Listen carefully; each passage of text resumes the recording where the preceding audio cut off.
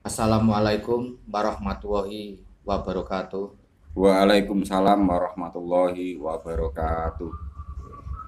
Bismillahirrahmanirrahim.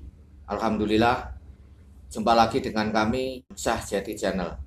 Untuk video kami kali ini akan membahas tentang perbedaan Nur Muhammad dan Ruh.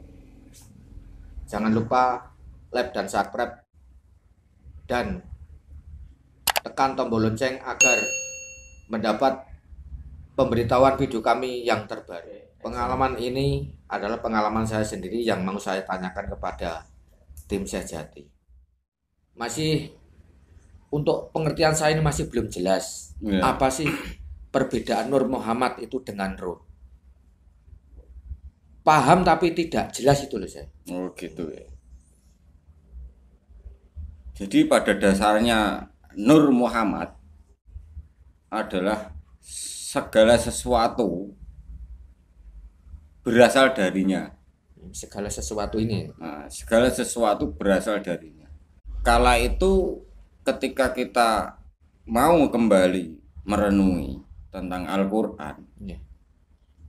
bahwasanya Nur Muhammad itu diciptakan untuk menciptakan segala hal. Jadi kala itu belum ada sesuatu, yang ada hanya ketunggalan dari Tuhan, di mana ketunggalan itu menunjukkan bahwa ketika ingin dimengerti harus adanya Nur Muhammad. Hingga ketika sudah adanya Nur Muhammad, barulah Tuhan itu menghendaki menciptakan segala sesuatunya, termasuk yang disebut ruh atau makhluk terhalus, makhluk yang tidak gampang dipahamkan. Jadi ketika ruh itu adalah makhluk, ketika Nur Muhammad itu setara, bersisihan, atau senantiasa kalau kita pahamkan adalah ada nama kalimat Allah, itu ada nama kalimat Muhammad. Jadi hakikat segala sesuatu ya Allah dan Muhammad. Allah dan Muhammad, barulah ada kehendak, ada sifat-sifat, ada perbuatan serta nama-nama itu sendiri. Jadi gampangnya itu sebelum ada Ruh, ada Nur Muhammad tuh yang ada hanya Allah sendiri atau gimana itu saya? Ya, Allah itu kan al-awal atau yang mendahului segala yang dahulu, termasuk kala itu Allah Ta'ala itu sendiri, baru adanya Nur Muhammad. Nur Muhammad itu belum ada sesuatu apapun, elemen yang 4 itu pun belum ada. Baru Allah sama Nur Muhammad itu aja ya? Iya, karena kalau kita di dalam agama Islam sendiri kan senantiasa di mana-mana tertulis Allah dan Muhammad. Jadi sejajar, setara, karena sebetulnya hakikatnya Nur Muhammad itu ya Allah itu sendiri.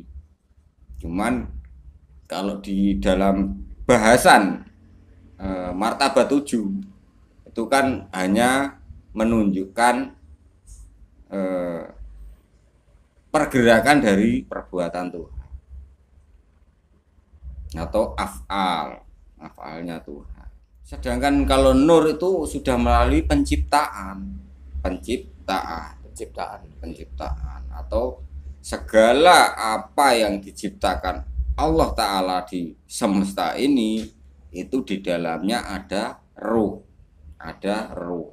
Sedangkan semua ini ada karena nur, Nur Muhammad. Jadi harusnya bisa jelas. Semua ciptaan ini ada ruh, itu ya sih? Ya, setiap ciptaan itu ada ruh. Ada ruh.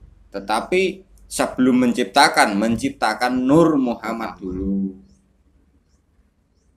Jadi jelas ya. Jelas semua ciptaan Allah itu ada nur, sebelum ada ciptaan itu baru tercipta dari Nur Muhammad itu sendiri. Iya. Makanya di dalam agama Islam kita senantiasa disejajarkan antara Allah dan Muhammad. Karena bahan dasar untuk kita sampai, ya kita harus mencari kedirian dari nur itu atau sumber penciptaan kita. Dari penciptaan kita itulah kita akan sampai kepada Allah Ta'ala. Di dalam surat Shad disebutkan, maka apabila telah kusempurnakan kejadiannya dan ku tiupkan kepadanya ruhku. Maksud dari firman ini bagaimana ya? Itu sudah menunjukkan bahwasanya memang Nur Muhammad dan ruh itu sendiri sudah jauh berbeda. Di mana jelas sekali kusempurnakan. Itu sempurnakan itu adalah sifat Tuhan. Yang berhak menyempurnakan itu Tuhan. Atau Allah Ta'ala. Kejadian itu adalah penciptaan atau proses. Penciptaan. Itu menunjukkan bahwasanya itu berjalan. Yang artinya segala hal, segala sesuatu yang ada itu termasuk gaib, termasuk dohir yang terlihat kenyataan, ini kejadiannya itu, prosesnya itu adalah berawal dari Nur Muhammad itu sendiri. Nah, sedangkan baru setelah disempurnakan ditiupkan ruh. Artinya ruh itu sebagai pertanda rahasia yang dimasukkan ke dalam sebuah kejadian atau bentuk dari jasad yang diciptakan. Seperti bayi yang masih di dalam rahim itu ya, saya? Ya, itu kan ditiupkan ruhnya supaya apa? Adanya sebuah kehidupan, perencanaan kehidupan sepanjang di dunia. Tapi itu kan kalau dohir ya. Tetapi kalau bangsa gaib seperti malaikat kan diciptakan disempurnakan dari perbuatan atau sifat-sifat Tuhan, sifat-sifat Allah menjadi malaikat, lalu disempurnakan, ditiupkan ruh. Pada waktu itu di dalam Quran juga disebutkan bahwasanya iblis melihat pada kedalaman Adam, bahwa Adam itu sebelum disempurnakan kosong, tidak ada apa-apa, hanya tanah saja. Nah, disitulah setelah sempurna menjadi bentuk, berarti kejadiannya atau proses kejadian disempurnakan, ditiupkan ruh.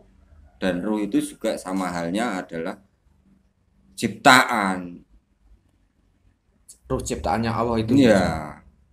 Jadi segala hal ya secara mudahnya begini. Ketika kita bikin sesuatu itu pastinya ada perencanaan yang matang, lalu kita mencari bahan. Lah bahan yang disebut bahan, contoh ketika kita ingin membuat sebuah meja misalnya. Meja, kita memiliki yang namanya bahan dasar. Bahan dasarnya apa? Kayu. Terus alat-alat itu juga bahannya. Jadi setelah disempurnakan, barulah alat-alat itu digerakkan menjadi sebuah kejadian. Barulah ketika ending akhirnya dinamai dan diberi nama bahwa ini sebuah almari. Nah, pemberian itu yang disebut meniupkan. Dia akan bisa dipanggil dan hidup itu ketika ada namanya. ketika kita hanya panggil benda itu, ya kita tidak bisa memilah-milah mana yang disebut sebuah benda atau kebendaan. Apa masih bingung? Masih bingung saya. Iya. Kok koyok bulet. Hmm. Untuk pemahamannya orang seperti saya yang bodoh ini sulit. Oh gitu ya. Buat sing Simpel. tapi jelas itu loh saya. Kalau kita lebih simpelkan seperti ini. Ya. Allah Ta'ala Ya. mau menciptakan segala sesuatu termasuk manusia. Ya. Yang pertama kali Allah kehendaki ada itu Nur Muhammad. Ya. Nur Muhammad dulu. Atau wadahnya itu Nur Muhammad atau bentuknya itu Nur Muhammad. Baru setelah itu di dalamnya Nur Muhammad itu diciptakan segala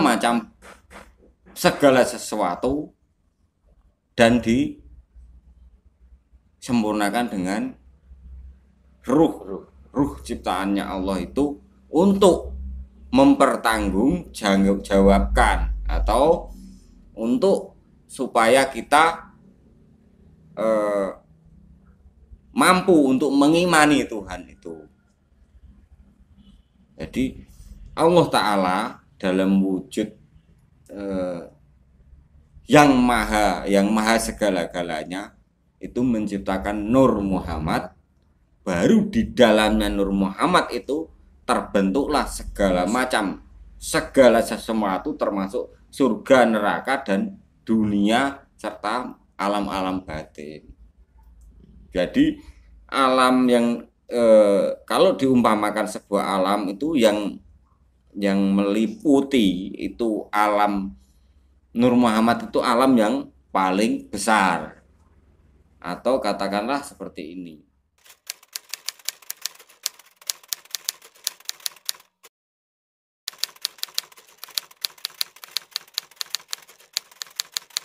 Dunia ini Ya. itu masih kurang besar dibanding tata surya. Nah, tata surya yang besar itulah yang disebut Nur Muhammad. Segala macam yang ada di dalam tata surya yang bergerak itu memiliki ruh masing-masing setiap ciptaan. Jadi paham ya? Paham. Berarti segala sesuatu yang tercipta di muka bumi ini termasuk tata surya, termasuk planet-planet itu berarti berasal dari Nur Muhammad itu. Iya. Pun rodok paham nih saya. Jadi yang meliputi semuanya itu Nur Muhammad. Karena tanpa Nur Muhammad ya tidak ada. Soalnya Tetapi awalnya tetap ada. Allah itu tetap maha ada karena sifatnya wujud. berarti ciptaan lainnya tidak ada kalau tidak ada Nur Muhammad ya. Berarti semua tercipta itu karena ada Nur Muhammad itu. Iya, termasuk ruh itu sendiri sebagai penyempurnanya saja ciptaan. Ya, Terima kasih saya. Ini sudah paham dan para pemirsa ternyata ganjalan saya sudah terjawab, sudah jelas. Mungkin para pemirsa masih ada yang merasa ada ganjalan atau sahabat masih ada yang kurang paham, silahkan komen biar nanti tim dari Sejati bisa menjawab. Kurang lebihnya minta maaf. Wallahu a'lam bishawab. Wassalamualaikum warahmatullahi wabarakatuh. Waalaikumsalam warahmatullahi wabarakatuh.